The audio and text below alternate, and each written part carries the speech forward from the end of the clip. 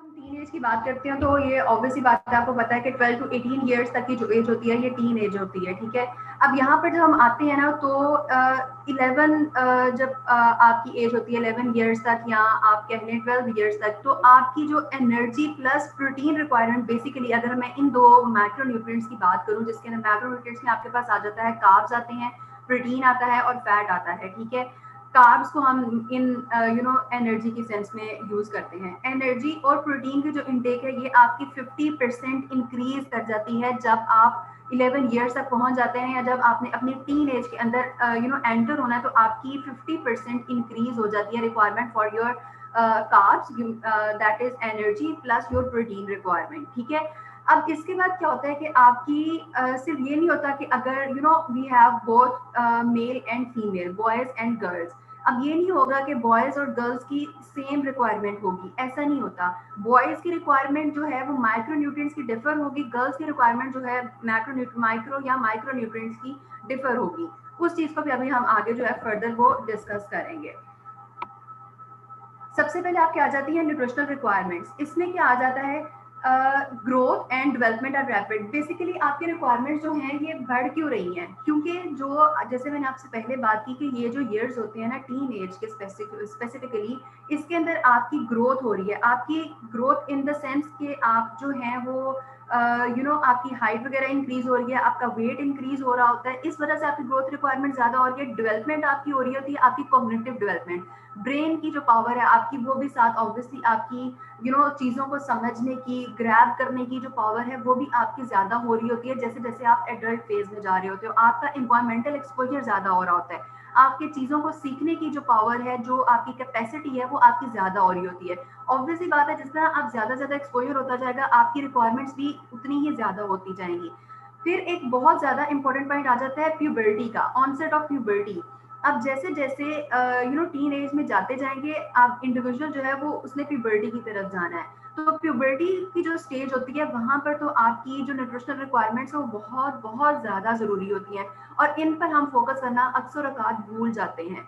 ये चीजें जो हैं, अगर आप इनको पर फोकस नहीं करते हैं तो आपकी फिर वो कॉम्प्रोमाइज करती है आपका हाइट, जिसकी वजह से आपकी स्टंटेड ग्रोथ हो जाती है, मसल वीकनेस आपके पास आ जाती है। इन द लेटर स्टेजेस आपने रिकेट्स के बारे में सुना होगा, वो बहुत ज्यादा हो जाती है। वो किस तरह आपकी मसल और बोन मैस भी इंक्रीज कर रहा होता है, हम उस चीज को भी रोक देते हैं। न्यूट्रिशनल रिक्वायरमेंट जो है, हमारी बॉडी कंपोजिशन जो है वो बहुत ज्यादा हो रही है। एनर्जी और न्यूट्रिएंट रिक्वायरमेंट जो है वो आपकी एट द मैक्स होती हैं, जैसे मैंने पहले बात की। अब हेल्दी डाइट है क्या, why is healthy diet important for the teenagers? Eating a healthy, balanced diet can promote well-being by improving mood, energy, and self-esteem to help reduce anxiety and stress, boost concentration and performance। इसके अंदर क्या आ जाता है कि obviously बात है, जब तक आपकी एक डाइट ही अच्छी नहीं होगी तो आप किस तरह अगली चीज को पिक कर सकते हैं। अगर हम नॉर्मल अपनी रूटीन की बात करें, कोरोना है अब बेसिकली, ठीक है। अब पिछले पूरे ईयर से 2020 से हम लोग जो है कोविड को फेस कर रहे हैं बहुत ज्यादा।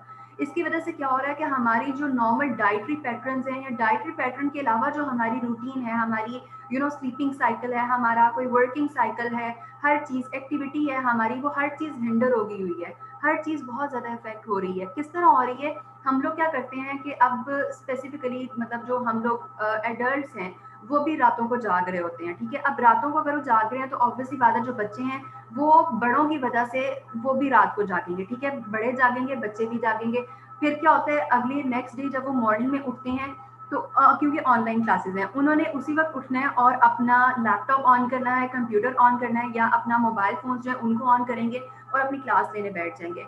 अब ये बात रिसर्चेस भरी पड़ी हैं, साइंसदान जो हैं इस बात पे बहुत ज़्यादा फोकस कर चुके हैं कि ब्रेकफास्ट के बगैर अगर आप अपना कोई भी दिन स्टार्ट करते हैं, स्पेसिफिकली जब एक बच्चा जो है उसने या टीनेजर जो है उसने अगर क्लास लेनी है, ऑनलाइन क्लास ही अगर आप बात कर लें उसने लेनी है, तो वो किस तरह फोकस कर सकेगा जब उसके अंदर कोई एनर्जी ही मौजूद नहीं है, कोई उसने ब्रेकफास्ट नहीं किया, कोई उसकी न्यूट्रिशनल नीड्स उसकी मीट नहीं हो रही हैं, और वो बिल्कुल ब्लैंकली वो उठ के और बैठ गया है क्लास वगैरह लेने।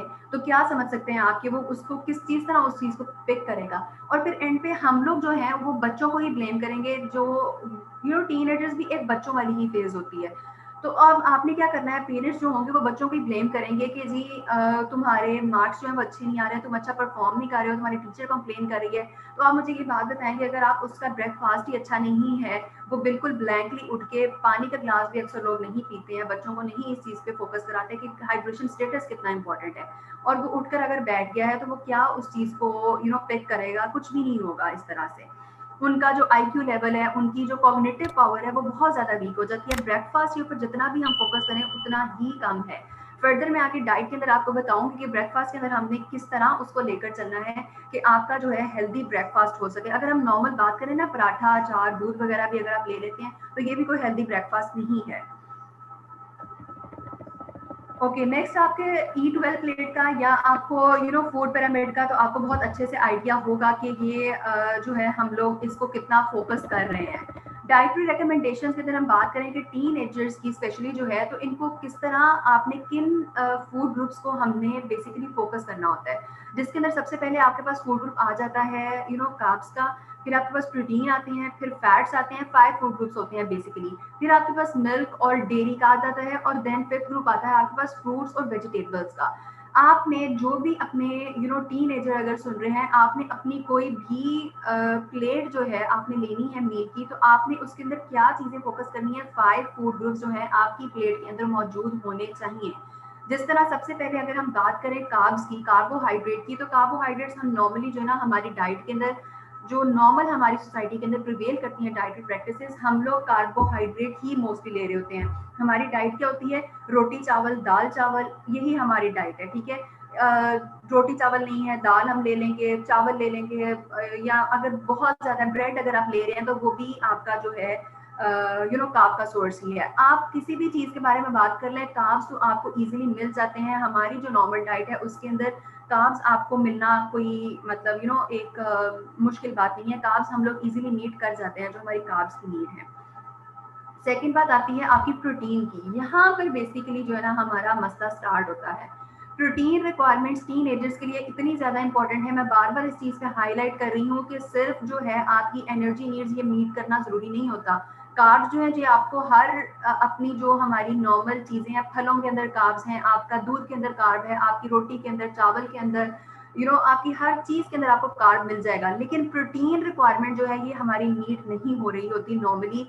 प्रोटीन अब किसके अंदर होता है, आपका मीट है, फिश है, चिकन है, मटन, बीफ वगैरह आ गया, दालें आ गई, प्लस आपका अगर हम डेयरी से बात करें तो आपका एग का सोर्सेज जो होते हैं वो आ जाते हैं आपके प्रोटीन के अंदर। फिर मशरूम जो है ये बहुत अच्छा प्रोटीन का सोर्स है जिसको हम बिल्कुल निगलेक्ट कर देते हैं, ठीक है। आपकी डाइट के अंदर जो भी आप मील आप फॉलो ले रहे हैं, ब्रेकफास्ट है, लंच है, डिनर है, आपका उसके अंदर प्रोटीन का पोर्शन होना निहायत निहायत ज़रूरी है। अगर आप इस तरह फॉलो अपने प्रोटीन को मैनेज नहीं करेंगे तो आपका ये जो कद काठ आपका छोटा रह जाता है। मोस्टली आजकल जो हमारे टीनेजर्स एडल्ट फेज में जा रहे होते हैं, जो स्टंटेड ग्रोथ है वो बेसिकली बहुत ज़्यादा हमारी न्यूट्रिशनल सर्वे हुआ है तो उसके अंदर आपकी स्टंटेड ग्रोथ इतनी ज़्यादा है हमारी सोसाइटी के अंदर कि इसको ट्रीट करना बहुत ज़्यादा मुश्किल है, उसको रिवर्स करना बहुत ज़्यादा मुश्किल है। वो किस वजह से कि हमारी जो टीन एज, जो हमारा ग्रोथ पीरियड है हमारा, उसके अंदर ही हम अपनी प्रोटीन रिक्वायरमेंट्स को ट्रीट नहीं कर रहे हैं, मैनेज नहीं कर रहे हैं अच्छे से। यहाँ से फिर क्या स्टार्ट होता है कि आपकी जो फिर मसल वेस्टिंग वगैरह वो सारी चीज़ें यहाँ से फिर स्टार्ट हो रही है। फिर आपका आ जाता है फैट का पोर्शन। ये फर्दर मैं आपको आगे बताती हूँ कि प्रोटीन को आपने किस तरह मैनेज करना है। फैट का पोर्शन जो है ना इसको भी मीट करना मुश्किल नहीं होता। हमारी जो नॉर्मल प्रैक्टिसेस होती है ना खाना वगैरह पकाने की, उधर से हमें और तेल वगैरह, ऑयल वगैरह मिल जाता है। लेकिन यहाँ पर भी एक बहुत ज़्यादा सोचने की बात जो है वो फोकस करने की बात आती है कि फैट को भी अगर आपने लेना है ना तो आपने ज़रूरी नहीं है कि आप अनहेल्दी जो सोर्स है वहाँ से लें। लाइक जिस तरह आप बात कर रहे हैं कि जो हमें मतलब खाने से तेल वगैरह मिल रहा है हम वहाँ से ले रहे हैं, सेचुरेटेड फैट जो है हम वहाँ से अपनी जो फैट की रिक्वायरमेंट उसको पूरा कर रहे हैं। जंक वगैरह अगर आप खा रहे हैं वहाँ से आप फैट की रिक्वायरमेंट पूरी कर रहे हैं, हमने यहाँ से नहीं करना। फैट का एक नेचुरल रिचेस्ट सोर्स जो होता है ना वो है आपके पास ड्राई फ्रूट्स या ड्राई नट्स, ठीक है। ड्राई फ्रूट्स जिसमें ये आपके पास या ड्राई नट्स, बादाम आ गया, अखरोट है, काजू पिस्ता बादाम वगैरह, या अगर ड्राई फ्रूट्स वगैरह की हम बात करें उसमें आपके पास रेजन्स आ जाते हैं, फिग्स हैं। ये बहुत अच्छे सोर्सेज हैं आपकी फैट की रिक्वायरमेंट को पूरा करने के लिए। आपने हेल्दी सोर्स के ऊपर फोकस करना है, ना कि आप जो है अनहेल्दी सोर्स के ऊपर फोकस कर रहे हैं, ठीक है। अगर हम घी वगैरह की बात करें ना, तो नॉर्मली मेरे पास भी अगर क्लाइंट्स आते हैं ना, तो जैसे मदर्स वगैरह भी आ रही हैं, तो उनका क्या बेसिक जो उनका मतलब मसला होता है कि जी हमारा बच्चा जो है ना, ये बहुत ज़्यादा, हम जितना मर्जी कोशिश कर लें लेकिन ये खाता पीता नहीं है, या अगर खा पी भी ले तो उसकी उस तरह से अफजाइश नहीं हो रही, उसकी उस तरह से ग्रोथ नहीं हो रही है जिस तरह से उसकी ग्रोथ होनी चाहिए, स्टंटेड ग्रोथ है, या क्या मसला है इसके अंदर। अगर मैं उनसे पूछती हूँ ना कि आपका आप सालन वगैरह भी अगर दे रही हैं, वो बात की बात है कि सालन में आप क्या दे रही हैं, ठीक है। पहले तो ये चीज़ है कि आप सालन बना किस चीज़ में रहे हैं, आपका ऑयल का सोर्स क्या है, ठीक है। खाना बनाने का जो सालन वगैरह बनाने का है वो आप किस चीज़ में बना रहे हैं, तो वो मुझे बताएंगे कि जी हम घी में बनाते हैं, ठीक है। सबसे पहली चीज, अच्छा चले घी को भी अगर हम छोड़ें, तो अगर मैं हमसे ये पूछती हूँ ना कि घी कौन सा आप यूज करते हैं, तो they will say Dalda ghee use करते हैं या कश्मीर घी यूज करते हैं। ये यहाँ पर आपकी सबसे बड़ी मिस्टेक है मदर्स की, या घरों में अगर कोई टीनेजर्स या वैसे भी कोई एडल्ट सुन रहे हैं, तो अब घरों में ये चीज़ें सिर्फ मैं टीनेजर्स के लिए नहीं बता रही हूँ, आपका नॉर्मल जो एडल्ट फेज भी है, एजड भी है, अगर कोई ओल्डर एडल्ट हैं उनके लिए भी बहुत ज़्यादा ज़रूरी है कि सालन वगैरह या खाना कभी भी घी में नहीं पकाते। कभी भी सैचुरेटेड फैट जो होता है उसके अंदर सालन वगैरह आपने नहीं पकाना। ये जो घी वगैरह होता है ये सिर्फ हमारा एक पराठा वगैरह जिस तरह आप बना रहे हैं उसके लिए आप यूज कर सकते हैं। खाना बनाने के लिए कभी भी घी को यूज नहीं करना, और घी के अंदर भी कभी भी आपने डालडा घी या कश्मीर घी वगैरह जो बाजार से घी मिलता है वो नहीं यूज करना, आप देसी घी यूज कर सकते हैं। अब देसी घी को भी यूज करने की जो है ना बात, ये सिर्फ हमारी इस हद तक रह जाती है टीनेजर तक या बच्चों की रिक्वायरमेंट्स तक। जब हम बच्चों की बात करते हैं, जैसे वो वीनिंग में होते हैं, या 8 9 10 ईयर्स या 19 ईयर्स तक भी आप जो है देसी घी वगैरह इस तरह नॉर्मली इस्तेमाल कर सकते हैं। जैसे ही आपने टीन एज क्रॉस करनी है, तो आपने देसी घी को भी इस तरह नहीं यूज करना कि आप चम्मच भर भर के अपने पराठा वगैरह के ऊपर इस्तेमाल कर रहे हैं या किसी और चीज के अंदर, फिर देसी घी भी आपको प्रॉब्लम करने लग जाता है। यहाँ पर भी आपने इस चीज को लाजमी ध्यान में रखना है। फिर आपकी आ जाती है, अक्सर अमूमन जो है वो माएँ पूछती हैं कि जी दूध जो है वो बच्चों को किस टाइम में दिया जाए, मिल्क की या डेयरी की रिक्वायरमेंट जो है वो किस तरह हम उसको मीट करें। बच्चे जो है ना आजकल के वो दूध पीना पसंद ही नहीं करते हैं, ठीक है। माएँ जो है अक्सर इस चीज़ की कंप्लेन कर रही होती हैं कि जी हमारा जो बच्चा है, मतलब टीन एज, मैं बच्चे की बात कर रही हूँ, टीन एजर भी जो होता है ना ये बच्चा ही होता है। बेशक आपका स्कूल गोइंग है, कॉलेज गोइंग है, इवन यूनिवर्सिटी गोइंग, जो बड़ा बच्चा आपका यूनिवर्सिटी गोइंग भी है, वो भी अक्सर औकात जो हमारे यहाँ स्पेशली जो फीमेल्स हैं, ये मिल्क जो है बिल्कुल भी इनकी इनटेक नहीं होती।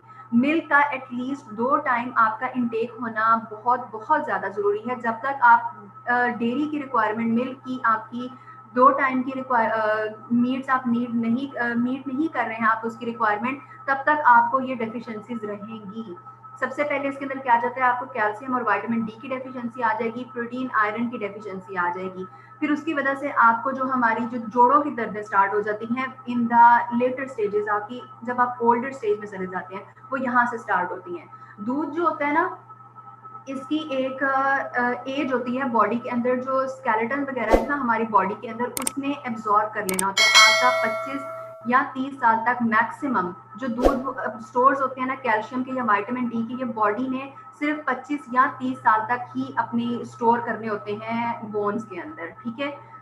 और अगर आप इसको नहीं मीट कर रहे हैं इस स्टेज के अंदर, आपकी जो टीन एजर की स्टेज है, अडल्ट एज जो है आपकी, अगर इस एज में अगर आप अपना दूध की रिक्वायरमेंट को नहीं लेकर सही तरह चल रहे, तो लेटर स्टेजेस में आपका क्या होगा कि आपका जो मसल्स हैं, आपकी बोन्स हैं, ये वीक होना शुरू हो जाएंगी। फिर आपको प्रॉब्लम आते हैं यहाँ से सारे जो आपके हैं, ये जॉइंट पेन्स वगैरह होती हैं आपको बहुत ज़्यादा। अक्सर आपने सुना होगा कि जो अगर आप बैठें, अगर पाँव के बल बैठें, घुटने वगैरह फोल्ड करके, तो आपको आवाज़ें आती हैं अपने जॉइंट्स में से, वो यहाँ से फिर स्टार्ट होती हैं। फिर आपका फ्रूट्स और वेजिटेबल्स की बात करें अगर हम, तो ये बहुत ज़्यादा एक फूड ग्रुप बहुत निहायत ज़रूरी है। अच्छा हाँ, मिल्क की अगर हम बात करें ना, तो इसका बेस्ट टाइम जो होता है वो आपका आता है शाम का स्नैक के टाइम में 5 बजे, और एक आपको रात का आता है बेड टाइम से पहले। या डिनर के बाद से, ये बेस्ट टाइम आते हैं दो, जब आप बच्चों को या टीन एजर्स को स्पेशली सुन रहे हैं, उस टाइम में आप अगर दूध दें तो ये आपके लिए बहुत ज़्यादा बेनिफिशियल रहता है। ठीक है, इस तरह आप अपनी जो है मिल्क की रिक्वायरमेंट्स उनको भी मीट कर लेते हैं। फ्रूट और वेजिटेबल्स की अगर हम बात करें ना, तो ये आपका सोर्सेज आ जाता है मल्टीविटामिन्स का और मल्टी मिनरल्स का। ठीक है, अब सिर्फ हमने बात ये नहीं करनी कि आपकी कार्ब्स, प्रोटीन और फैट जो मैक्रो न्यूट्रिएंट है, सिर्फ उनकी एनर्जी नहीं हमने नीड करनी, हमने बेसिकली यहाँ पर जो आपकी टीन एजर की जो स्टेज होती है, जो आपकी ग्रोथ स्टेज है, आपकी डेवलपमेंटल स्टेज है, आपकी कॉग्निटिव डेवलपमेंट, जो आपकी ब्रेन की डेवलपमेंट हो रही है, उसके लिए आपको सबसे ज्यादा जरूरत इस फेज में माइक्रो न्यूट्रिएंट्स और माइक्रो मिनरल्स की है। ठीक है, वो जो चीज है वो आपकी यहाँ से पूरी होगी। कच्ची सब्जियां खाएं, सलाद ज्यादा से ज्यादा खाएं, फ्रूट्स जो हैं उनका इंटेक करें। अगर आप फ्रूट नहीं खा सकते तो कोशिश करें आप फ्रेश जूस लें। ठीक है, आप किसी भी टाइम में फ्रेश जूस जो है उसको लें। फ्रूट्स का भी बेस्ट टाइम जो होता है ना लेने का, ये आपका शाम के वक्त होता है, स्नैक टाइम में 5 साढ़े 5 का जो टाइम होता है ना, उस टाइम में आप फ्रूट्स वगैरह ले लें। अगर आपको फ्रूट्स लेना डायरेक्टली कुछ लोगों को नहीं भी पसंद होता, जिस तरह मैंने दूध की बात की कि दूध भी आप 5 बजे ले सकते हो, आप मिल्क शेक की फॉर्म में ले सकते हैं, लेकिन ये इनटेक आपकी डाइट के अंदर होना बहुत ज्यादा जरूरी है। उसके बाद अब अगर हम मैक्रोन्यूट्रिएंट्स की जिस तरह मैं बात कर रही थी, तो फैट की रिक्वायरमेंट जो है ये बहुत ज़्यादा ज़रूरी है। ये नहीं होता कि फैट आपने बिल्कुल अपनी डाइट से निकाल देना है। 35% आपकी रिकमेंडेड इनटेक है टीन एजर्स की, ये आपने मीट करनी ही करनी है। लेकिन वही बात कि आपने अनहेल्दी सोर्सेज, घी, ऑयल वगैरह की तरफ ज़्यादा फोकस नहीं करना, आपने हेल्दी सोर्सेज की तरफ फोकस करना है। आप ड्राई फ्रूट्स जो हैं ये आपकी डाइट के अंदर पर डे की जो आपकी डाइट है, एक हैंडफुल ऑफ ड्राई फ्रूट्स या मिक्स ड्राई नट्स जो हैं ये आपकी डाइट के अंदर लाजमी होने चाहिए, लाजमी होने चाहिए। अगर आप कोई टीनेजर्स जिस तरह अगर स्कूल गोइंग है, कॉलेज गोइंग है, तो मदर्स अगर जो हैं वो क्या करें कि एक जो प्लास्टिक बैग होता है उसके अंदर बच्चों को मिक्स ड्राई नट्स जो हैं, या बेशक मिक्स ड्राई नट्स नहीं भी लेना, अगर कोई खाली ड्राई नट्स को पसंद है, जिस तरह हम बात कर लें बादाम, अक्सर जो है बच्चे शौक से खा लेते हैं। बादाम के अलावा अखरोट है या कोई भी ऐसी चीज़ है जो बच्चे शौक से खा लेते हैं, कोई एक चीज़ या अगर मिक्स कर देना चाहें तो वो और भी ज़्यादा बेस्ट हो जाता है। वो बच्चों को एक शॉपिंग बैग में या एक जो प्लास्टिक बैग नॉर्मल हमारा होता है उसके अंदर वो दें, और वो साथ दे दें कि जो भी तुम्हारा 11 बजे का आपका बच्चों को फ्री या जो ब्रेक टाइम होता है उस टाइम में अगर आप ले रहे हैं, इवन यूनिवर्सिटी गोइंग भी है अगर कोई, तो वो इस टाइम में आपकी ड्राई नट्स की जो इनटेक है वो लाजमी होनी चाहिए। इस टाइम पे अगर आप नहीं भी लेना चाहते, घर में आप किसी भी वक्त में हैं, तो आप अपनी एक एक तो मुट्ठी पर जिस तरह आप कैंडीज और जंक वगैरह खाते हैं बच्चे, उनको इन हेल्दी स्नैकिंग की तरफ लेकर आए। आपने उनको ड्राई नट्स देने हैं, हेल्दी फैट का जो ऑप्शन है इस तरफ में आपने उनको लेकर आना है, बजाय इसके कि आप उनको किसी अनहेल्दी ऑप्शन की तरफ लेकर जाए। फिर खजूर की अगर हम बात करें, खजूर बहुत ज्यादा अच्छा ऑप्शन आता है यहाँ पे, खजूरें आप उनको लाजमी दे दें। बच्चे अक्सर जो है ना लंच वगैरह भी नहीं लेकर जा रहे होते, जो कॉलेज गोइंग होते हैं या स्कूल गोइंग जो बच्चे हैं, कि जी हमारे पास वहाँ पे टाइम नहीं होता है, हम नहीं मैनेज कर सकते अपना लंच वगैरह, या वैसे ही कुछ बच्चों को आदत ही नहीं माँ ने डाली होती शुरू से कि वो लंच वगैरह लेकर जाएं। तो उसका बेस्ट आपके पास सोल्यूशन क्या होता है कि आप उनको 3 से 4-5 खजूरें जो है वो साथ दे दें। खजूरें तो आप बैठे बैठे वो खा सकते हैं। खजूर एक मुकम्मल गज़ा है आपकी, ये आपकी हर चीज़, आपकी मैक्रो न्यूट्रिएंट्स जो कार्ब, फैट और प्रोटीन की इंटेक है उसको भी मीट करती हैं, प्लस आपको बहुत सारे माइक्रो न्यूट्रिएंट्स और जो आपकी मिनरल्स हैं, वाइटामिन और मिनरल्स हैं, उनकी जो रिक्वायरमेंट्स है उसको भी मीट करती हैं। तो इस तरह से अगर आप दे दें तो ये बच्चे जो हैं इजीली आपकी जो आपकी डेफिशिएंसीज हैं ना उनसे बाहर आ सके हैं। अच्छा, अब अगर हम डाइटरी फाइबर की बात करें, हम लोग जो है ना मोस्टली फोकस करते हैं अपना, जिस तरह अभी ऊपर हमने बात की कार्बोहाइड्रेट्स पे, फैट्स पे, प्रोटीन पे, या हम अगर वाइटामिन मिनरल्स पे फोकस करते हैं, हम फाइबर को जो है ना वो भूल जाते हैं। फाइबर का इंटेक आप किस तरह कर सकते हैं कि आपकी जो फाइबर की इंटेक है ना, बेसिकली ये आपने इस तरह किसी हद तक बहुत ज्यादा अच्छा जो सोर्स है आपका फाइबर का आ जाता है। अब फाइबर जरूरी नहीं है कि आप बहुत ज्यादा बाजार से जाके एक्सपेंसिव डाइट फूड जो है वो परचेज करें जिसके अंदर फाइबर की इंटेक बहुत ज्यादा है, वो जरूरी नहीं होता। आप नॉर्मल जो चोकर का आटा होता है ना, गंदम का आटा, आप वो अगर लें तो आपका उसके अंदर जो होता है ना फाइबर की इंटेक बहुत ज्यादा अच्छी आपकी मीट हो जाएगी, रिक्वायरमेंट्स आपकी अच्छी मीट हो जाएंगी। सिर्फ आपने करना क्या है कि आपका ये जो व्हाइट फ्लोर, नॉर्मली घरों में जो आटा वगैरह इस्तेमाल होता है ना, वो इस्तेमाल होता है व्हाइट फ्लोर, मैदा वगैरह, खाना वगैरह बनाने के लिए भी, वो नहीं आपने यूज करना। आपने क्या करना है, आपने नॉर्मल चोकर वाला जो आटा होता है गंदम का, वो यूज करना है नॉर्मल अपनी रोटी वगैरह बनाने के लिए। उससे भी आपका जो फाइबर का इंटेक है वो इम्प्रूव हो जाएगी। प्लस आप क्या कर सकते हैं, दाल वगैरह ज़्यादा से ज़्यादा यूज़ करें, अपना पानी का इंटेक बहुत ज़्यादा अच्छा रखें, तब भी आपको कॉन्स्टिपेशन वगैरह का जो इशू है ये आपका सॉल्व हो जाएगा हर हद तक। अच्छा, फिर आपकी आ जाती है माइक्रो न्यूट्रिएंट्स की बारी, जिसके अंदर हम बात करें विटामिन ए है, राइबोफ्लेविन है, फॉलेट है, या आपके आयरन, कैल्शियम, मैग्नीशियम, पोटेशियम और जिंक वगैरह आ जाते हैं। ठीक है, अब इनको हमने किस तरह से मीट करना है। अक्सर औकात जो है ना, ये जो बेसिक जो माइक्रो न्यूट्रिएंट्स है ना, इनकी डेफिशिएंसी प्रिवेल करती है हमारी टीनेजर जो है ना इनके अंदर। हमने इनको किस तरह मीट करना है नॉर्मल अपनी डाइट के अंदर। अगर हम आयरन की भी बात करें तो नॉर्मली हमें पता ही नहीं होता कि हमारा बच्चा जो है ये आयरन डेफिशिएंट है, या हम खुद भी जो है आयरन डेफिशिएंट हैं या नहीं है। हमें इससे पता नहीं होता क्योंकि हमें उनकी सिम्टम्स का नहीं पता। जब तक हमें सिम्टम्स का ही नहीं पता होगा तो आप किस तरह ये चीज़ डायग्नोज कर सकते हैं। देखो, कोई भी बीमारी है ना, अगर हम इनके अलावा भी बात करें, आपको हार्ट डिजीज़ है, आपको कोई भी और डिजीज़ है, आप उसको किस तरह ट्रीट करेंगे जब तक आप उसको डायग्नोज ही नहीं कर पाएंगे, आपको उसका पता ही नहीं होगा कि आपको ये चीज़, ये बीमारी है भी या नहीं। अगर हम यहाँ पर बाद से नहीं पता तो वो तो सबसे पहले अगर हमने बात की कि आपके हेयर और नेल का प्रॉब्लम आ जाता है। सेकेंडली आपका प्रॉब्लम आता है, आपको बहुत ज़्यादा वीकनेस फील हो रही है, थकावट होती है। आप थोड़ा सा भी काम कर लेंगे, थोड़ी सी आपकी एक्टिविटी होगी, स्कूल से आ गए हैं बच्चे, थोड़ा सा खेल कर आए हैं, उनको बहुत ज़्यादा थकावट वगैरह महसूस होगी। दे विल से कि हमें मतलब we are not feeling active, नहीं वो फील करेंगे, एनर्जेटिक फील नहीं करेंगे। तो ये भी एक सिम्टम है आपकी आयरन डेफिशिएंसी का। फिर हम बात करें, आपको नींद बहुत ज़्यादा आ रही होगी। बच्चे जो है ना वो थोड़ा सा भी कुछ खेल कूद कर लेंगे, या बेशक अगर स्टडी कर लिया उन्होंने, ऑनलाइन क्लासेस हैं आजकल, तो अगर थोड़ा बहुत पढ़ लिया तो दे विल से कि जी मुझे तो नींद आ रही है, या मेरी नींद पूरी नहीं हुई है। अक्सर औकात बच्चे ये कंप्लेन भी करते हैं, टीन एजर स्पेशली, कि हमारी नींद जो है वो पूरी नहीं हो रही होती है। देखिए, एक रूटीन का टफ होना इज समथिंग एल्स, लेकिन अगर आपकी न्यूट्रिशनल रिक्वायरमेंट्स पूरी हो रही होंगी ना, तो आपको कभी भी इस चीज़ का इशू भी नहीं होगा। 6 से 7 घंटे नींद is enough even for the teenagers. ठीक है, और इतनी नींद, इससे ज़्यादा ही नींद अमूमन जो है हमारे यहाँ बच्चों की होती है, टीनेजर्स की। लेकिन उसके अलावा बावजूद भी बच्चे जो है ना कंप्लेन कर रहे होते हैं कि हमारी नींद बहुत ज़्यादा आ रही है, सुस्ती बहुत ज़्यादा हो रही है।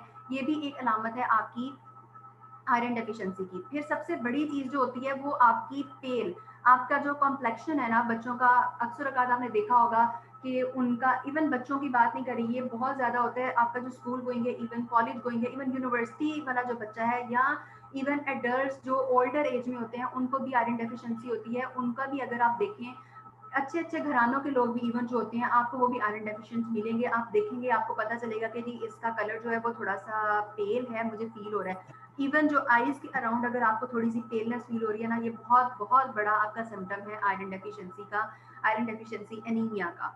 फिर उसके बाद आपके पास आ जाता है आपका हाथ पाँव का ठंडे रहना। इवन दो गर्मियों के अंदर भी अगर हाथ पाँव आपके ज़रूरत से ज़्यादा ठंडे रह रहे हैं, तो ये बहुत बड़ा सिम्टम है आपके आयरन डेफिशिएंसी का। फिर आपके पास आ जाता है, कुछ आपने सुना होगा कि बच्चे जो है ना ये भी कंप्लेन करते हैं कि हमारी ज़ुबान वगैरह जो है ना पक जाती है, या उसके ऊपर ब्रूजेस वगैरह हैं, या रेड रहती है। अगर आप देखें ना तो उनकी ज़ुबान बहुत ज़्यादा रेड होगी। नॉर्मली पिंकिश सा कलर होना इज डिफरेंट, और रेड, जो ब्राइट रेड कलर होता है ना, वो भी अक्सर आपको मिलेगा ज़ुबान जो है ना बच्चों की। वो जो है अगर हो तो भी आपको आयरन डेफिशिएंसी का मसला होता है। या स्वेल, अगर आपकी थोड़ी बहुत ज़ुबान, अगर कोई बंदा कंप्लेन कर रहा है ना कि इंडिविजुअल की मेरी जो टांग है ये थोड़ी स्वेल रहती है, तो भी आपको आयरन डेफिशिएंसी का प्रॉब्लम हो सकता है। फिर आपके पास आ जाती है सांस का फूलना। सांस, अगर आपने थोड़ा सा भी, आपकी कोई एक्टिविटी है, आप थोड़ा बहुत खेल कूद कर रहे हैं, या आपने नॉर्मली भी अगर बैठे बैठे भी, इवन सीढ़ियाँ चढ़ने से भी अगर आपका सांस फूल रहा है, तो ये बहुत बहुत बड़ा आपका मेन जो है ना सिम्टम होता है आयरन डेफिशिएंसी का।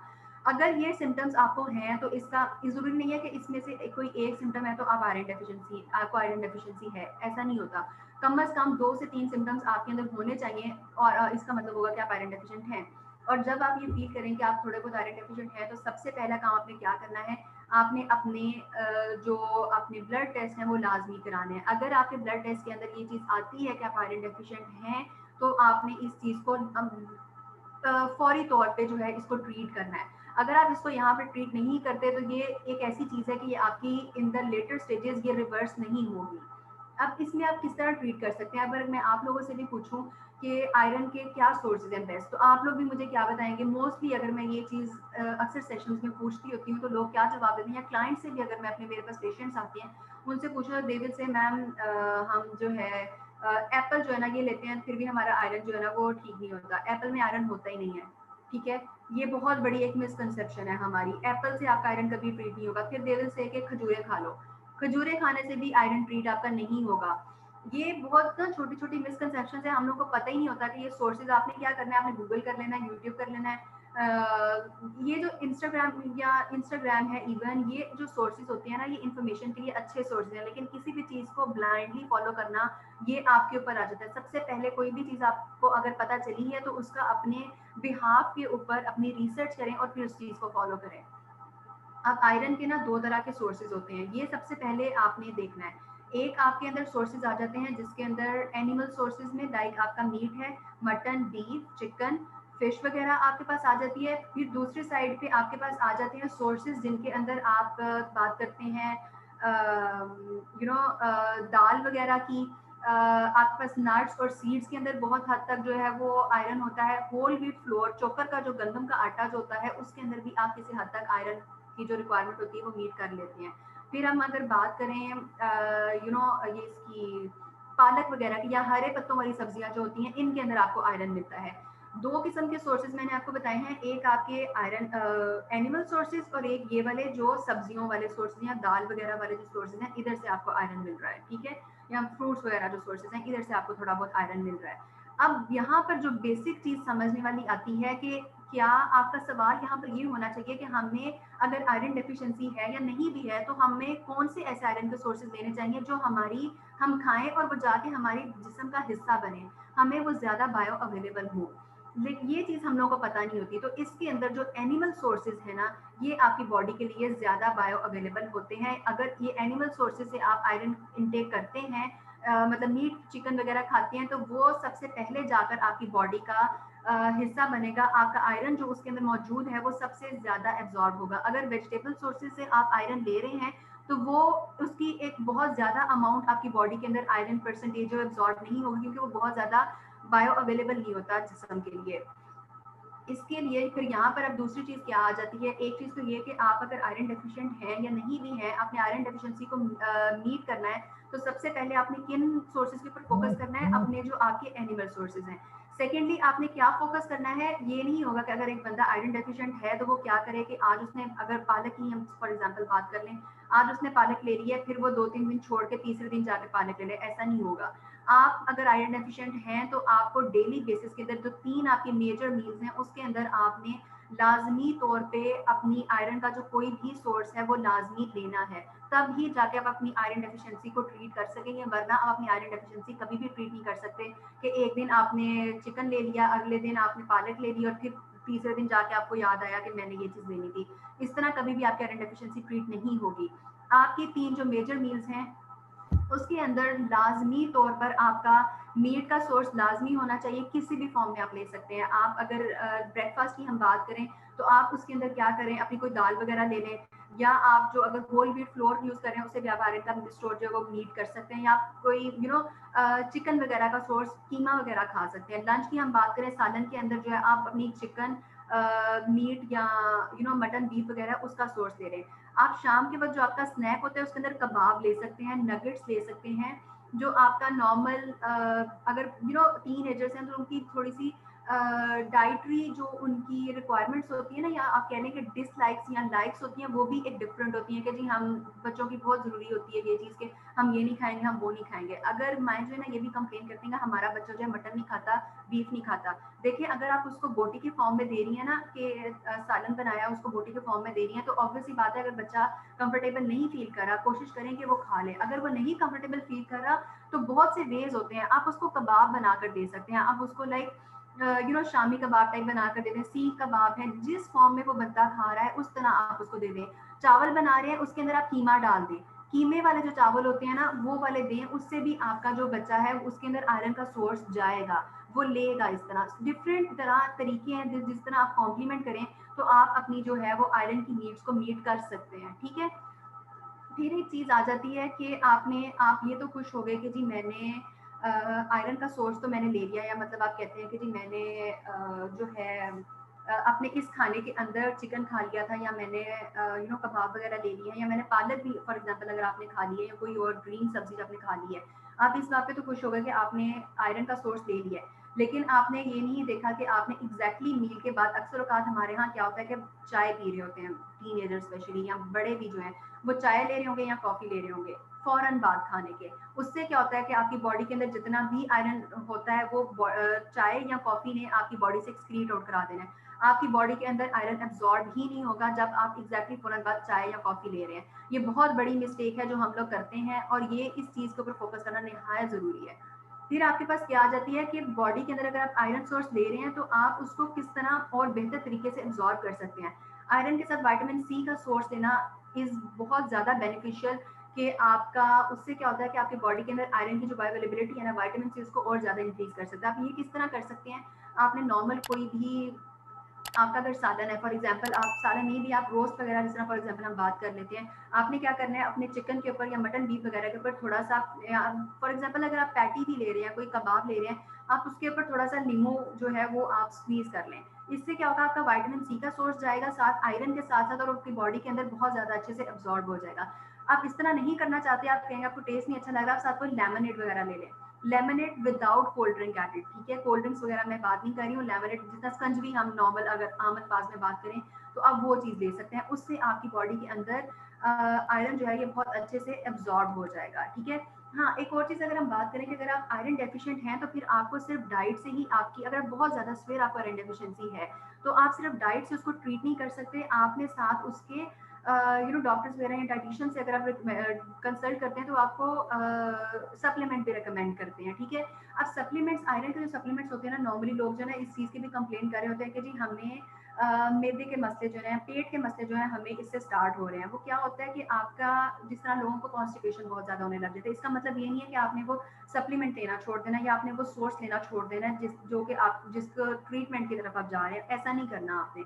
कॉन्स्टिपेशन हो रही है ना, उसके लिए छोटी सी आपको रेमेडी बता देती हूँ। सना मक्की का कावा आपने सुना होगा। सना मक्की का कावा आप एक सुबह नाश्ते के बाद एक कप जो है वो, जिस तरह हम नॉर्मल ग्रीन टी बनाते हैं उस तरह उसको पानी लें, पत्ते डालें सना मक्की के, दम दें, और वो आपने कावा जो है ना एक छोटा सा कप जो होता है नॉर्मल वो ले लेंगे, क्योंकि ये एक होता है नेचुरल एक्जेटिव है सना मक्की। ये आपकी बॉडी से जो आपका मतलब पेट वगैरह ना, ये थोड़ा सा खाली करने में आपकी मदद देता है। नेचुरली ये एक नेचुरल सप्लीमेंट है। तो इसका मतलब ये नहीं है कि आप आयरन सप्लीमेंट लेना छोड़ देंगे, आप उस कॉन्स्टिपेशन को ट्रीट कर सकते हैं, उसके और भी बहुत ज़्यादा वेज होते हैं। इसके बाद अब हम बात करते हैं, आपके पास आ जाती है कैल्शियम की इनटेक। जिस तरह मैं दूध की बात कर रही थी कि दूध जो है आप इसको किस तरह जो है वो इनटेक इम्प्रूव कर सकते हैं, कि आपने 2 टाइम पे एटलीस्ट लाजमी, जो टीनेजर्स हैं उन्होंने दूध का इनटेक करना है। एक आपका जो शाम का स्नैक का टाइम होता है 5 बजे, ये बहुत बेस्ट टाइम है आपका दूध की इनटेक का। फिर एक आपका आ जाता है रात के वक्त, जो आपका मतलब बेड टाइम पे जो टाइम होता है ना, उस टाइम पे आप अगर दूध लें तो ये आपका कैल्शियम या विटामिन डी का जो सोर्सेज हैं उनको बेहतर करने में बहुत ज़्यादा बेनिफिशियल होते हैं। कैल्शियम इनटेक्स आपकी बहुत ज़्यादा हाई होती हैं टीन एज के अंदर, और ये अगर आप यहाँ पर इसको मीट नहीं करते, लेटर स्टेजेस में आपको जॉइंट्स का प्रॉब्लम, बोन्स का प्रॉब्लम, मसल्स का प्रॉब्लम ये बेयर करना पड़ेगा।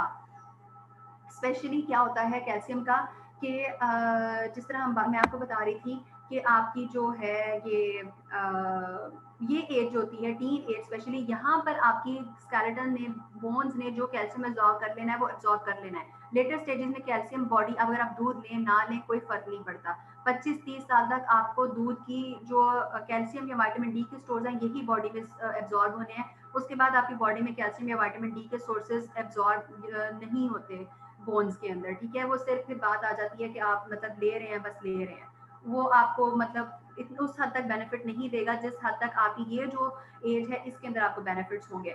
हाँ, फिर सबसे बड़ी बात यहाँ पर ये आ जाती है फीमेल्स की। आयरन की जैसे हमने बात की, या कैल्शियम की हम अगर बात कर रहे हैं, तो फीमेल्स की जो रिक्वायरमेंट है टीन एज के अंदर, ये आयरन और कैल्शियम की मेल्स की कंपैरिजन में ज़्यादा बढ़ जाती है, क्योंकि उनका यहाँ पर आ जाती है प्यूबर्टी की स्टेज आ जाती है। आपका साइकिल जो होता है मेंस्ट्रुअल साइकिल, उसके अंदर आपके ब्लड लॉसेस बहुत ज़्यादा हो रहे हैं। आयरन के स्टोर्स की अगर हम बात करें, ब्लड लॉस आपका बहुत ज़्यादा हो रहा है तो आयरन की इंटेक आपकी ज़्यादा बढ़ रही है। कैल्शियम जो है ये भी आपको ज़्यादा ज़रूरत पड़ती है अपनी इस एज के अंदर। फीमेल्स की मेल्स के कंपैरिजन में ज़्यादा रिक्वायरमेंट चाहिए होती है उनको कैल्शियम और आयरन की, इसलिए आपने इस चीज़ को निगलेक्ट नहीं करना, इग्नोर नहीं करना। वही बात एनर्जी बैलेंस की मैंने आपको पहले भी बताई कि आपने अपनी जो भी आप प्लेट ले रहे हैं उसके अंदर आपने लाजमी ये चीज़, एनर्जी जो है ना बेसिकली आपको हम बात करते हैं कार्बोहाइड्रेट की, ठीक है। तो ये चीज़ जो है हमारी नॉर्मल जो हमारी डाइट होती है वहाँ से आपको मिल जाती है, इसके ऊपर इतना आप फोकस करें ना करें ये आपको इतना वो मसला नहीं देगी। अच्छा, फिर बात आ जाती है आपकी कि हम लोग यहाँ पर जो नॉर्मली टीनेजर्स होते हैं ना, ये जंक वगैरह पर बहुत ज़्यादा फोकस कर रहे होते हैं, या आप फिर यहाँ पर जो ओबेसिटी आ जाती है, ओवरवेट जो होते हैं, वो यहाँ पर प्रॉब्लम आपकी जो है ना वो आती है। अब यहाँ पर जो भी चीज़ आ रही है, अगर आप एक बंदा मतलब टीन एज में जा रहा है, अगर उसके कोई थोड़े बहुत जेनेटिक फैक्टर्स हैं या उसकी डाइट की खराब होने की वजह से अगर वो ओबीज है, ओवरवेट है, तो आपने ये नहीं करना कि आप बिल्कुल उसको कैलोरी डेफिसिट लेकर चले जाएं, क्योंकि माओ को अक्सर नहीं पता होता या टीन एजर्स उनको नहीं पता होता कि आपने किस तरह से उसको बैलेंस तरीके से मैनेज करना है। आपको जब तक ये पता ही नहीं होगा तो आप उसको कैसे ट्रीट कर सकते हैं। ये चीज़ जो आती है ना बैलेंस तरीके से लेकर चलना आपकी प्लेट के अंदर, जिस तरह मैंने आपको ऊपर बैलेंस करना बताए थे, कार्ब्स, प्रोटीन, फैट्स, आपका डेयरी का पोर्शन और आपका फ्रूट्स का पोर्शन, अगर आप इस तरह से उसको एक पोर्शन में लेकर चलेंगे तो आपका ओबेसिटी और ओवरवेट का जो इशू है ये भी आपका बहुत हद तक कंट्रोल हो जाता है।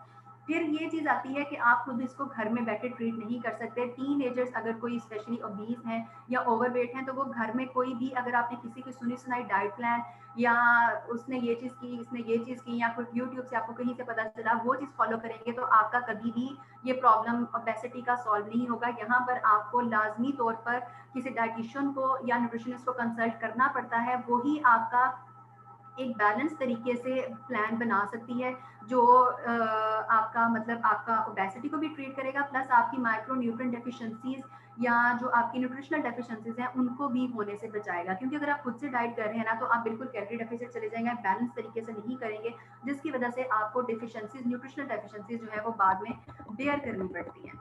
फिजिकल एक्टिविटी एक बहुत इंपॉर्टेंट पॉइंट है यहाँ पर। कुछ लोग, जिस तरह कोरोना का टाइम है ना, कोविड का टाइम है हमारे पास, तो बिल्कुल ही बच्चे जो है ना वो घरों के होके रह गए हुए हैं कि मोबाइल ज़्यादा यूज़ करेंगे, लैपटॉप्स यूज़ करेंगे, टीवी स्क्रीन टाइम उनका बहुत ज़्यादा है, कोई एक्टिविटी नहीं है। इवन घरों के अंदर भी आप बहुत सारी फिजिकल एक्टिविटीज़ कर सकते हैं बच्चों के साथ, बैडमिंटन वगैरह घर में खेल सकते हैं, आप कोई भी और फिजिकल एक्टिविटी कर सकते हैं। लेकिन फिजिकल एक्टिविटी का होना आपकी टीन एज के अंदर बहुत ज़्यादा ज़रूरी है। अगर आपकी फिजिकल एक्टिविटी होगी तो आप यहाँ पर अपना जो है ओबेसिटी और ओवरवेट को भी क्योर कर सकते हैं। आपकी ओबेसिटी और ओवरवेट की तरफ इन द लेटर स्टेजेस भी आप नहीं जाएंगे अगर आपकी फिजिकल एक्टिविटी यहाँ पर है तो। एटलीस्ट 60 मिनट्स की आपकी जो है ना, 60 मिनट्स भी आप छोड़ दें, 30 टू 45 मिनट्स की आपकी एक्टिविटी होना बहुत ज़्यादा ज़रूरी है।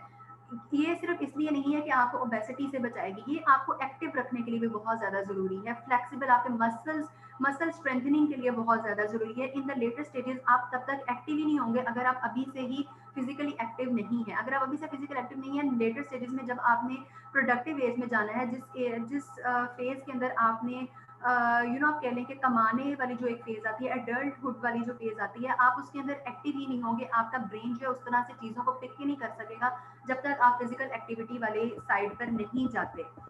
डाइट और कॉग्निटिव एबिलिटी, मैंने आपको बार बार वही बात बता रही हूँ कि आपकी जो माइक्रोन्यूट्रिएंट न्यूट्रिशनल डेफिशिएंसीज आप उनको ट्रीट करेंगे तो आपकी जो ब्रेन की जो पावर है ना चीज़ों को पिक करने की, वो आपकी बेहतर होती जाएगी। न्यूट्रिशनल डेफिशिएंसीज जो है वो आपकी बेहतर होती जाएंगी, आपको कोई प्रॉब्लम नहीं होगा। जैसे मैंने आपको ऊपर माइक्रोन्यूट्रिएंट्स की भी बात की, आयरन की बात होगी, हमारी कैल्शियम की बात होगी, बाकी जो न्यूट्रिशनल डेफिशिएंसीज आपकी विटामिन ए वगैरह आ जाते हैं वो आपने अपनी डाइट वगैरह से, जिस तरह फ्रूट्स वगैरह की इंटेक है उधर से आपने बेहतर करना है।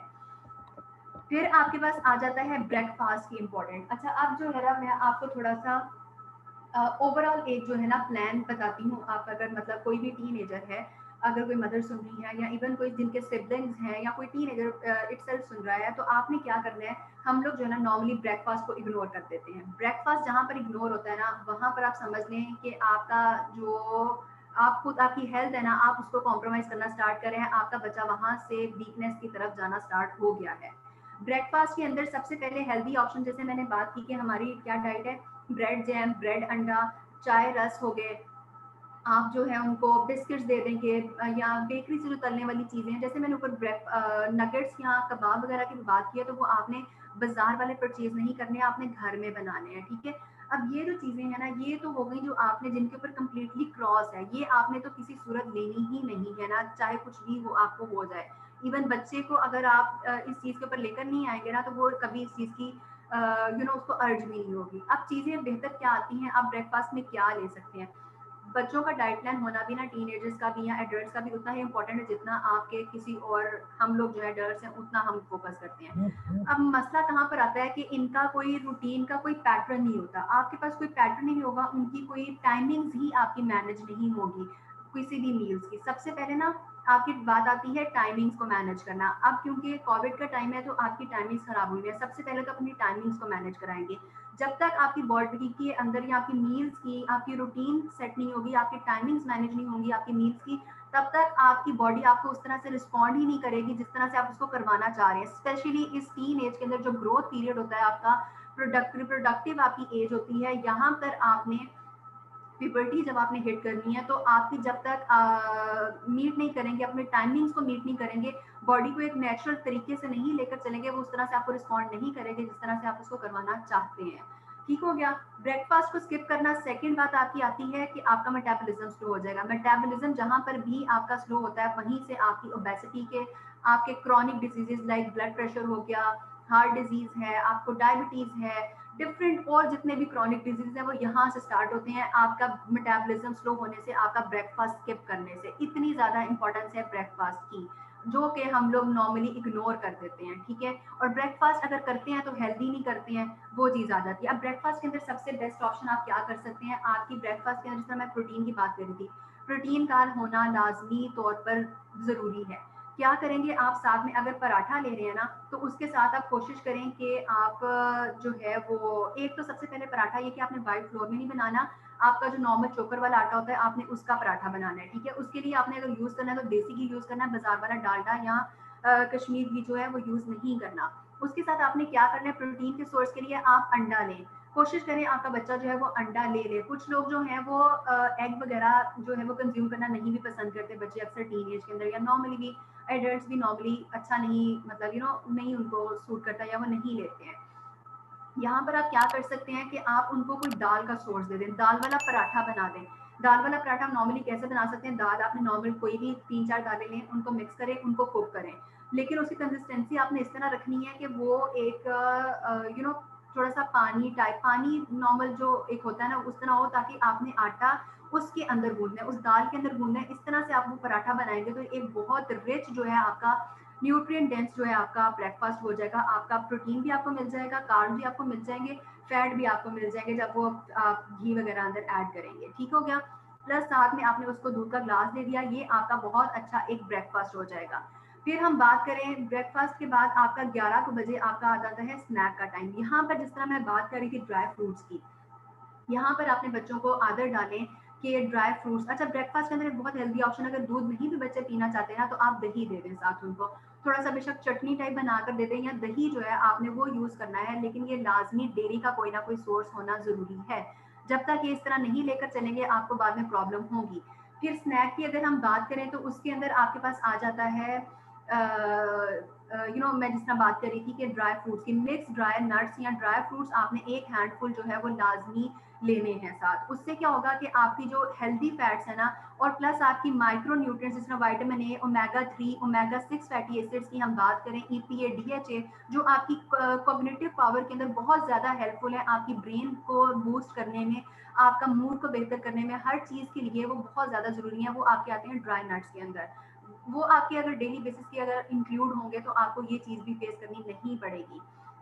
फिर आपकी बात आ जाती है लंच की। लंच के अंदर नॉर्मली क्या होता है, रोटी, सालन और यही हमारी डाइट होती है। या आप ये दे सकते हैं, अच्छा लंच और डिनर के अंदर आप इस तरह लेकर चलेंगे, रोटी, सालन और सलाद। सैलेड आपका लाजमी होना चाहिए डाइट के अंदर। बच्चे जाहिर है थोड़ा सा तंग करते हैं, लेकिन किसी ना किसी तरह हद तक जो कुछ भी अगर उनको पसंद है, खीरा पसंद है, टमाटर पसंद है, जो भी उनको एज अ सैलेड पसंद है, थोड़ा सा उनकी डाइट के अंदर लाजमी होना चाहिए। इसलिए एक तो आपकी उसके अंदर माइक्रो न्यूट्रिएंट्स जाते हैं, विटामिन और मिनरल्स जाते हैं, प्लस आपका जिस तरह मैं फाइबर के ऊपर फोकस कर रही थी, आपका फाइबर का इंटेक बेहतर हो जाता है सैलेड अगर आप उसको इंप्रूव करते हैं तो। फिर उसके बाद आपका क्या आ जाता है, सालन। सालन के ऊपर हम मिस्टेक करते हैं। सालन हमने नॉर्मली बच्चों को जो देना होता है ना, वो हमने नॉर्मल जो भी घर में पका होगा वो हमने सालन दे देना है, ऐसा नहीं होता। आपने क्या करना है, सालन के अंदर कोई भी मीट का पोर्शन लाजमी ऐड करना है। अगर आप मतलब कोई भी सालन आप बना रहे हैं, लाइक अगर आप दाल भी बना रहे हैं, उसके अंदर आप 1 से 2 बोटी अपने बच्चे के लिए लाजमी ऐड कर दें। आप कोई भी अगर खाली चिकन बन रहा है या मीट बन रहा है आप वैसे कर लें। एटलीस्ट कोई भी फॉर्म है ना आपकी सालन की, उसके अंदर 1 से 2 बोटी लाजमी होनी चाहिए मील के अंदर। किस लिए? एक तो आपका आयरन डेफिशिएंसी को ट्रीट करने के लिए, प्लस आपका प्रोटीन को ट्रीट करने के लिए। प्रोटीन की रिक्वायरमेंट जब तक आपकी मीट नहीं होगी, आपके बच्चे की हाइट उस तरह से नहीं होगी, स्टंटेड ग्रोथ ही रहेगी जब तक आपकी हर मेजर मील के अंदर आपको प्रोटीन का जो है वो सोर्स नहीं मिलेगा। रात के खाने की बात करें तो उसके अंदर भी आपने इस तरह इसको प्रोटीन को मैनेज करना है लाजमी।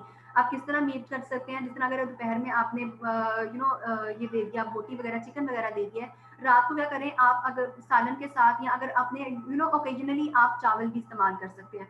चावल ओकेजनली इसलिए मैं कह रही हूँ क्योंकि नॉर्मली हमारा क्या होता है कि चावल अगर तो आप पुलाव वगैरह बना रहे हैं चिकन या मटन बीफ वगैरह ऐड करके तो ठीक है, नो प्रॉब्लम। फिर आपका प्रोटीन का इंटेक आपकी डाइट के अंदर टीन एजर्स के लिए जा रहा है, वो आपका प्रॉब्लम नहीं होगा।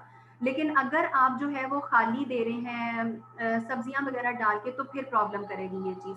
सब्जियां जो है उस तरह से आपको सारे न्यूट्रिएंट्स नहीं देंगे, क्योंकि इस स्टेज के अंदर आपको प्रोटीन की बहुत ज़्यादा रिक्वायरमेंट है। प्रोटीन को जब तक आप ट्रीट नहीं करेंगे अपनी हर मील के अंदर, आपका जो स्टंटेड ग्रोथ का इशू हमारी बेसिकली सोसाइटी के अंदर प्रिवेल कर रहा है वो ट्रीट नहीं होगा किसी भी सूरत में। आपकी 3 मेजर मील्स आ गई। ब्रेकफास्ट मैंने आपको बता दिया, लंच बता दिया, डिनर बता दिया। दरमियान में आपका 2 स्नैक्स आ जाते हैं। आपका एक मॉर्निंग का स्नैक जिसमें आपने ड्राई फ्रूट्स ले लिया, और एक शाम का स्नैक जिसमें आपने बच्चों को कोई भी फल का सोर्स देना है। ठीक है, कोई भी आपने फल जो भी वो शौक से खाते हैं, एटलीस्ट 2 फल जो है वो लाजमी आपने देने हैं दूध के साथ में। ठीक है, और एक दूध का जो है आपका पोर्शन रात को आ जाएगा। इस तरह से अगर आप अपनी डाइट टीनेजर्स की मैनेज करेंगे तो आपको कोई भी न्यूट्रिशनल डेफिशिएंसी नहीं होगी, कोई भी आपको थकावट या वो चीज़ प्रॉब्लम नहीं करेगी। प्लस जो अक्सर औकात हम लोगों को कंप्लेन होती है कि जी हम डाइट तो इम्प्रूव कर रहे हैं लेकिन हमारी हाइट वगैरह जो है वो उस तरह से नहीं हो रही है, ग्रोथ नहीं हो रही है जिस तरह से होनी चाहिए। तो अगर इस तरह से अपना प्रोटीन वगैरह हर चीज़ को मैनेज करते हैं तो आपका ये इशू भी हर हद तक सॉल्व हो जाता है।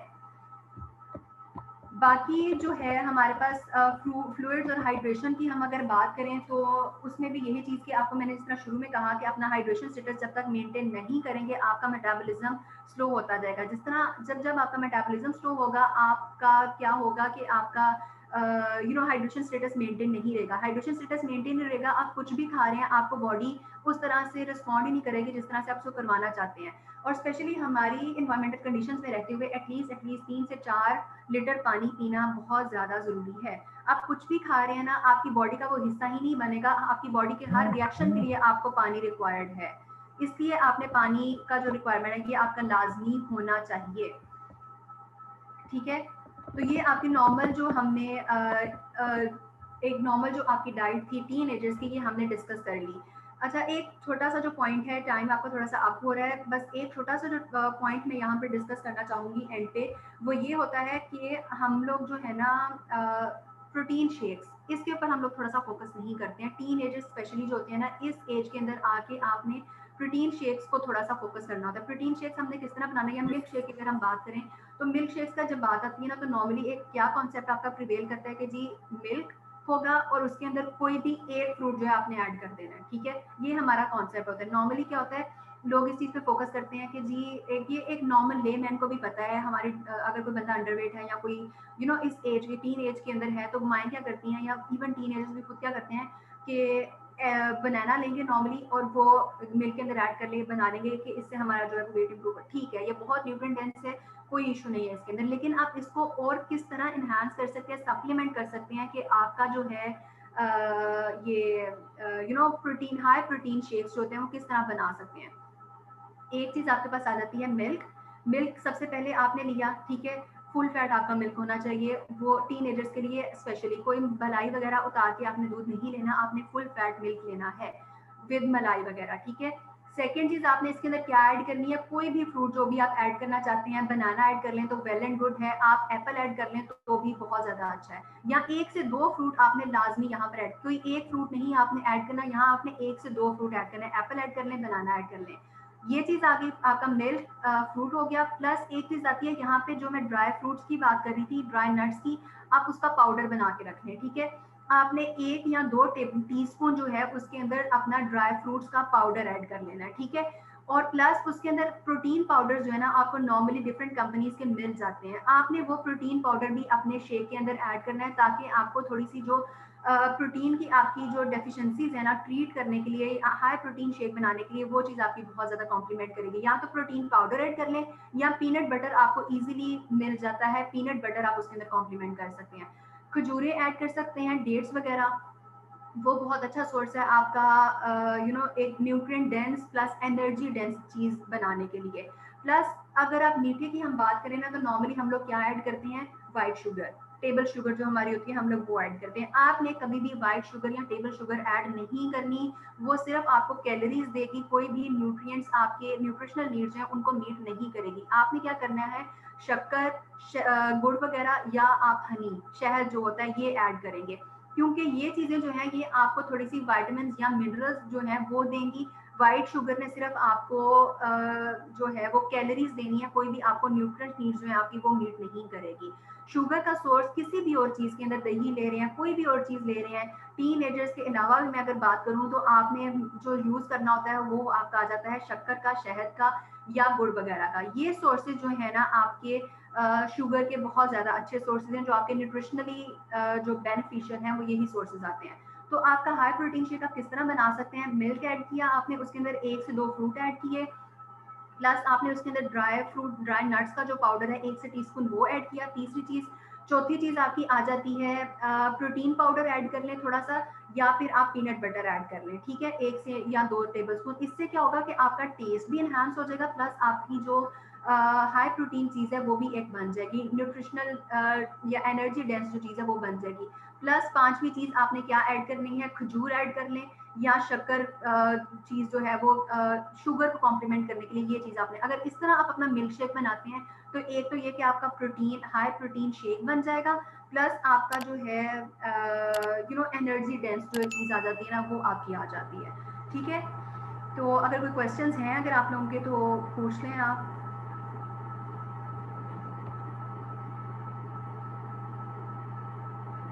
ये हमारा आज का जो था टॉपिक बहुत ज़्यादा ही सेंसिटिव टॉपिक था, टीन एजर्स का, स्पेशली जो टीन एजर्स डाइट होती है हमारी, इसको आपने बहुत ध्यान से लेकर चलना होता है। यहाँ पर जो आपकी न्यूट्रिशनल डेफिशिएंसीज आ जाएं एक दफ़ा, वो आप बाद में कभी भी उनको रिकवर नहीं कर सकते, रिवर्स नहीं कर सकते। आपकी स्टंटेड ग्रोथ है, हाइट का गार्ड जो छोटा रह जाता है, आपकी मसल वेस्टिंग होती है, लीन जो होते हैं लोग बहुत ज़्यादा, वो यहाँ से प्रॉब्लम स्टार्ट होते हैं। आपकी जो बोन्स के प्रॉब्लम होते हैं, जॉइंट्स के प्रॉब्लम होते हैं, इन द लेटर स्टेजेस वो यहाँ से स्टार्ट होते हैं। अगर आपकी यहाँ पर ही चीज़ें बैलेंस नहीं होंगी, बाद में आप उसको अच्छे तरीके से लेकर नहीं चल सकते।